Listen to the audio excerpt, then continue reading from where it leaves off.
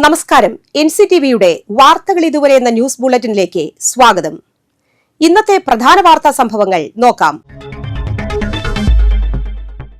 കാത്തിരിപ്പിന് വിരാമമിട്ട് Thrissur zoological park പൊതുജനങ്ങൾക്കായി തുറന്നു. മന്ത്രിമാരായ AK ശശീന്ദ്രനും K രാജനും പാർക്കിലേക്ക് ആദ്യ ടിക്കറ്റ് എടുത്ത് പ്രവേശനത്തിന് തുടക്കം കുറിച്ചു. രാവിലെ 9 മണി മുതൽ വൈകിട്ട് 5 മണി വരെയാണ് സന്ദർശന സമയം. എല്ലാ തിങ്കളാഴ്ചകളിലും സുവോളജിക്കൽ പാർക്കിന് അവധിയായിരിക്കും. മുതിർന്നവർക്ക് 100 രൂപയും 5 മുതൽ 12 വയസ്സുവരെയുള്ള കുട്ടികൾക്ക് 30 രൂപയും മുതിർന്ന പൗരന്മാർക്ക് 50 രൂപയും ഭിന്നശേഷിയുള്ള വ്യക്തികൾക്ക് പ്രവേശനം സൗജന്യവുമായി.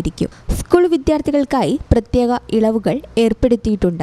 4ാം ക്ലാസ് വരെയുള്ള വിദ്യാർത്ഥികൾക്ക് പ്രവേശനം സൗജന്യമാണ്. 5 മുതൽ 12ാം ക്ലാസ് വരെയുള്ള വിദ്യാർത്ഥികൾക്കും 20 വിദ്യാർത്ഥികളോടൊപ്പം വരുന്ന ഒരു അധ്യാപകൻ, അധ്യാപിക, ജീവനക്കാരൻ എന്നിവർക്കും 30 രൂപ നിരക്കിൽ പ്രവേശനം അനുവദിക്കും. ഹെഡ് മാസ്റ്ററുടെയോ പ്രിൻസിപ്പലിന്റെയോ അനുമതി ആവശ്യമാണ്. ഇരുചക്ര വാഹനങ്ങളുടെ പാർക്കിങ്ങിനായി 25 രൂപയും ഓട്ടോറിക്ഷകൾക്ക് 30 രൂപയും കാർ അല്ലെങ്കിൽ ജീപ്പ് എന്നിവയ്ക്ക് 100 രൂപയും 32 സീറ്റുകൾ വരെയുള്ള വാൻ അല്ലെങ്കിൽ ടെമ്പോ അല്ലെങ്കിൽ മിനി ബസ് എന്നിവയ്ക്ക് 175 രൂപയും ബസ്സുകൾക്ക് 250 രൂപയും ടിക്കറ്റ് ചാർജായി നൽകണം. സ്റ്റിൽ ക്യാമറകൾക്ക് 350 രൂപയും വീഡിയോ ക്യാമറയ്ക്ക് 750 രൂപയും ക്ലോക്ക് റൂമിന് 25 രൂപയുമാണ് ടിക്കറ്റ് നിരക്കായി നിശ്ചയിച്ചിട്ടുള്ളത്. സുവോളജിക്കൽ പാർക്കിനകത്തെ യാത്രക്കാർക്കായി KSRTCയുടെ 2 ഇലക്ട്രിക് ബസ്സുകൾ സജ്ജീകരിച്ചിട്ടുണ്ട്.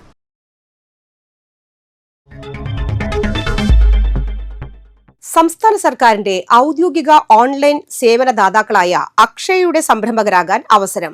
ജില്ലയിലെ 70 അക്ഷയ കേന്ദ്രങ്ങളിലേക്ക് സംരംഭകരെ തിരഞ്ഞെടുക്കുന്നു. അപേക്ഷാ ഫീസ് 750 രൂപയാണ്. പ്രായപരിധി 18 മുതൽ 50 വരെ വയസ്സ്. +2 പ്രീ ഡിഗ്രിയാണ് യോഗ്യത. അപേക്ഷ സമർപ്പിക്കേണ്ട അവസാന ദിവസം മാർച്ച് 7 ബന്ധപ്പെടേണ്ട ഫോൺ നമ്പർ 0487 2386 809. നമസ്കാരം. സംസ്ഥാന സർക്കാരിന്റെ ഔദ്യോഗിക ഓൺലൈൻ സേവനദാതാക്കളായ അക്ഷയ പദ്ധതി കേരളത്തിലെ വിവിധ ജില്ലകളിലെ 1037 അംഗീകൃത ലൊക്കേഷനുകളിലേക്ക് പുതിയ അക്ഷയ കേന്ദ്രം തുടങ്ങുന്നതിനായി അക്ഷയ സംരംഭകരെ തിരഞ്ഞെടുക്കുന്നു. പൊതുവിഭാഗത്തിൽ 880 ലൊക്കേഷനുകളിലേക്കും പട്ടികജാതി വിഭാഗത്തിൽ 103 ലൊക്കേഷനുകളിലേക്കും പട്ടികവർഗ വിഭാഗത്തിൽ 54 ലൊക്കേഷനുകളിലേക്കുമാണ് അപേക്ഷ ക്ഷണിച്ചിരിക്കുന്നത്. സംരംഭക ശേഷിയും സാമൂഹിക പ്രതിബദ്ധതയുമുള്ളതുമായ 2026 ജനുവരി 1 18 വയസ്സ് തികഞ്ഞതും എന്നാൽ 50 വയസ്സ് കവിയാത്തവരുമായവർക്ക് അപേക്ഷിക്കാം.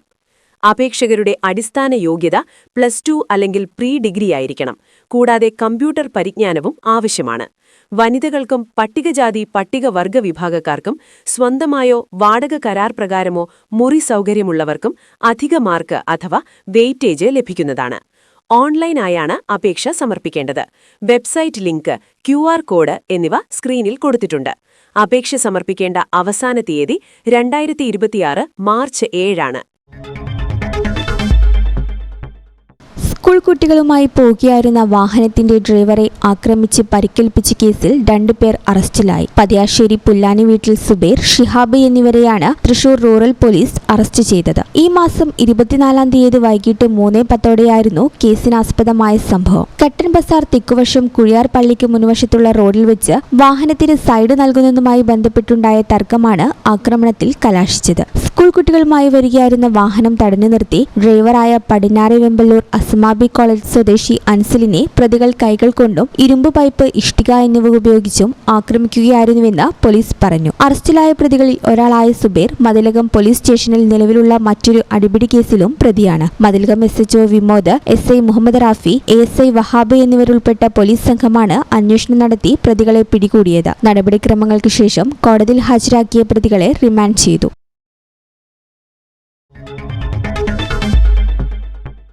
വാട്സപ്പ് വഴി യുവതിക്ക് നിരന്തരം അശ്ലീല സന്ദേശങ്ങളും ദൃശ്യങ്ങളും അയച്ച് മാനഹാനി വരുത്തിയ കേസിൽ പാലക്കാട് സ്വദേശി അറസ്റ്റിൽ. പാലക്കാട് കോട്ടായി ചമ്പ്രക്കുളം ഉന്നതി വീട്ടിൽ രജീഷാണ് തൃശൂർ റൂറൽ പോലീസിന്റെ പിടിയിലായത്. കഴിഞ്ഞ ജനുവരി 14 കേസിനാസ്പദമായ സംഭവം. പരാതിക്കാരി ജോലി സ്ഥലത്തായിരുന്ന സമയത്ത് പ്രതി ഇവർക്ക് തുടർച്ചയായി ഓഡിയോ വീഡിയോ കോളുകൾ ചെയ്യുകയായിരുന്നു. കോൾ അറ്റൻഡ് ചെയ്തപ്പോൾ പ്രതി മുഖം മറച്ചുവെച്ച് സ്വകാര്യ ഭാഗങ്ങൾ പ്രദർശിപ്പിക്കുകയും അശ്ലീല ചേഷ്ടകൾ കാണിക്കുകയും ചെയ്തു. കൂടാതെ അശ്ലീല സന്ദേശങ്ങളും ദൃശ്യങ്ങളും യുവതിയുടെ ഫോണിലേക്ക് അയച്ച് മാനഹാനി വരുത്തിയതായും പരാതിയിൽ പറയുന്നു. Bharatiya Nyaya Sanhita, IT act, Kerala police act എന്നിവയിലെ വിവിധ വകുപ്പുകൾ ചുമത്തിയാണ് പ്രതിക്കെതിരെ കേസെടുത്തിരിക്കുന്നത്. Kodungallur police station SI K Salim, ASI Sibi, CPOമാരായ വിഷ്ണു, ശ്യാം എന്നിവരടങ്ങുന്ന സംഘമാണ് പ്രതിയെ അറസ്റ്റ് ചെയ്തത്. നടപടിക്രമങ്ങൾ പൂർത്തിയാക്കി കോടതിയിൽ ഹാജരാക്കിയ പ്രതിയെ റിമാൻഡ് ചെയ്തു. ചാലക്കുടിയിൽ ലഹരി മാഫിയക്കെതിരെ പോലീസിന്റെ മിന്നൽ നടപടി. വിൽപ്പനയ്ക്കായി കഞ്ചാവ് സൂക്ഷിച്ച കോഴിക്കോട് സ്വദേശിയായ യുവാവിനെ തൃശൂർ റൂറൽ പോലീസ് പിടികൂടി. വിൽപ്പനയ്ക്കായി കഞ്ചാവ് സൂക്ഷിച്ച യുവാവ് തൃശൂർ റൂറൽ പോലീസിന്റെ പിടിയിലായി. കോഴിക്കോട് ശിവപുരം കരിമല ചേതിലപ്പോയിൽ വീട്ടിൽ രുദ്രാഷാണ് അറസ്റ്റിലായത്. വെള്ളിയാഴ്ച രാവിലെ ചാലക്കുടി സൗത്ത് ജംഗ്ഷന് സമീപത്ത് വെച്ചാണ് ഇയാളെ പോലീസ് പിടികൂടിയത്. പ്രദേശത്ത് ലഹരിമരുന്ന് വിൽപ്പന നടക്കുന്നുണ്ടെന്ന രഹസ്യവിവരത്തെ തുടർന്ന് ചാലക്കുടി പോലീസ് സ്റ്റേഷൻ SI അജലിന്റെ നേതൃത്വത്തിൽ നടത്തിയ പരിശോധനയിലാണ് ഇയാൾ കുടുങ്ങിയത്. പ്രതിയുടെ പക്കൽ നിന്ന് വിൽപ്പനയ്ക്കായി സൂക്ഷിച്ച കഞ്ചാവ് പോലീസ് കണ്ടെടുത്തു. Chalakudy police station SI Ajal, ASI Jibi എന്നിവരടങ്ങുന്ന സംഘമാണ് പ്രതിയെ പിടികൂടിയത്. വരന്തരിപ്പിള്ളി പള്ളിക്കുന്ന് മന്നളി പിണ്ടിയാൻ ജോസ് അന്തരിച്ചു. 73 വയസ്സായിരുന്നു. സംസ്കാരം ഞായറാഴ്ച ഉച്ചകഴിഞ്ഞ് 3:30 പള്ളിക്കുന്ന് അസംഷൻ പള്ളിയിൽ. കാലാവസ്ഥ.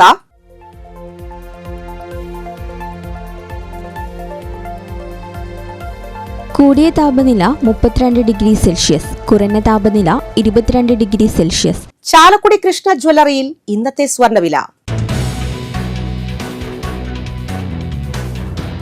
സ്വർണം ഗ്രാമിന് 15,100 രൂപയും പവന് 1,20,800 രൂപയും രേഖപ്പെടുത്തി.